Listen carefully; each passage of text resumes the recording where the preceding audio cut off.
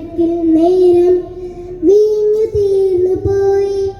യേശുനാഥൻ അറിഞ്ഞു, ശിഷ്യരോട് ചൊല്ലി, മൺപാത്രത്തിൽ ആറിലും വെള്ളം നിരത്തുവിൻ. മൺപാത്രത്തിൽ ആറിലും വെള്ളം നിരത്തുവിൻ.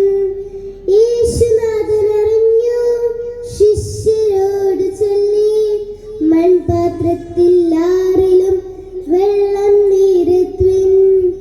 യേശുനാഥൻ നോക്കിയ നേരം